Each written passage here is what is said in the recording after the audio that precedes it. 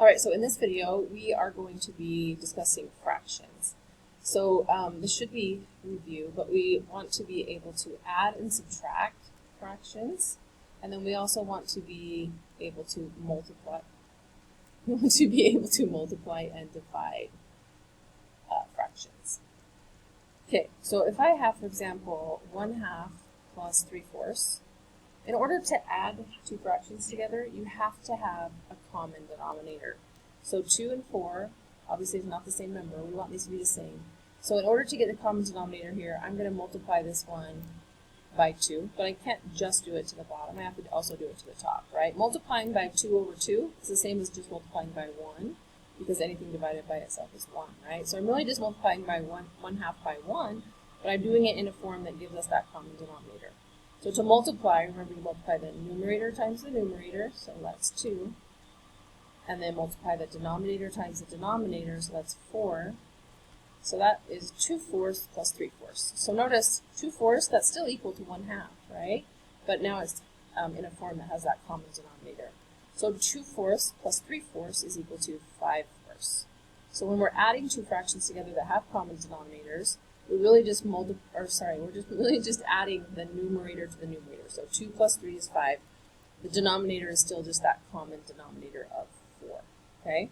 So similarly, if we want to subtract fractions, if I have 5/2 minus 3/4, again, I can't subtract until I have a common denominator.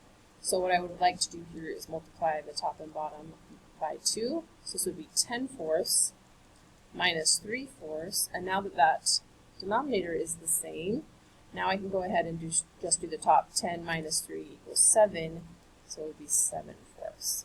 Okay, so let's just quickly review multiplying and dividing. We kind of did a multiplication here, but we'll do that again. So 2/3 times 4/5. So multiplying fractions is actually kind of easier than adding or subtracting because we don't have to have a common denominator. In order to multiply, we simply multiply the numerator times the numerator. So remember the numerator is the top of the fraction. So 2 times 4 is 8.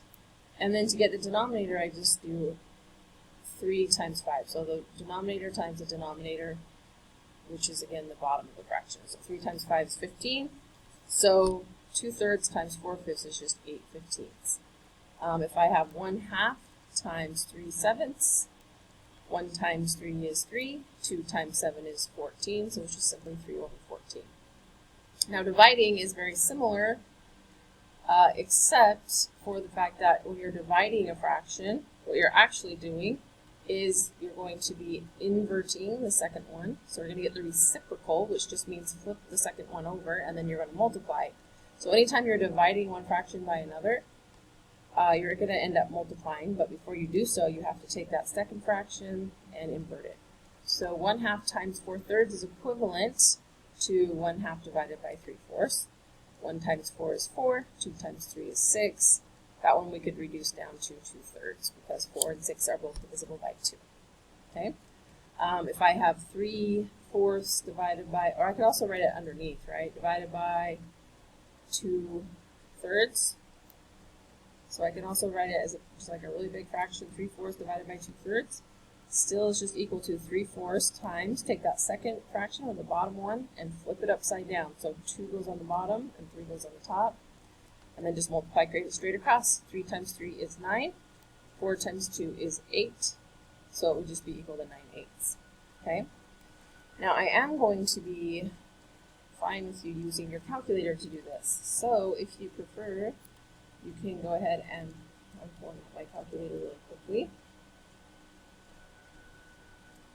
And we can go ahead and just do the same thing, but in our calculator. So on this calculator, this is the graphing calculator. There's also a button you can use on the TI-30s. That is just like, looks like a little fraction key.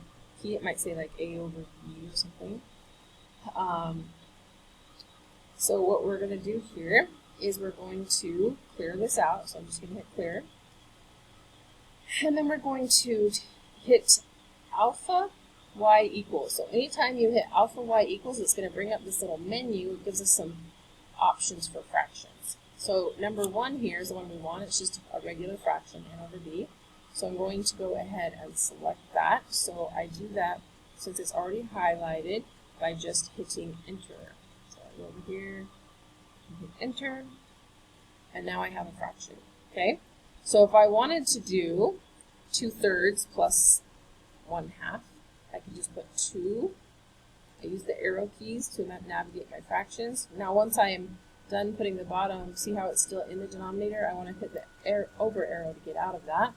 And then I'm going to pull up another fraction. I'm going to add, and then I'm going to go alpha y equals. That's what brings up that fraction menu. Hit enter because we want the first one. And I can't remember what I said I was going to add to it before, but we're going to add 1/2 to it. So 2/3 plus 1/2. This way I don't have to worry about getting a common denominator. And then just hit enter, and it's going to give me the result in fraction form. Okay? So let's try a division problem. Let's use the same fractions, but we're going to divide. We're going to do 2/3 divided by 1/2. So alpha y equals, hit enter, and I'm just doing 2/3. Remember, use the arrows to navigate here. I'm going to divide this time by my second fraction, which is alpha y equals, hit enter, and then 1/2. So 1/2. And we just hit enter, and we see that that is 4/3. Alright guys, that's the video for today. Go ahead and use your calculator, practice a few by hand, and see you next time.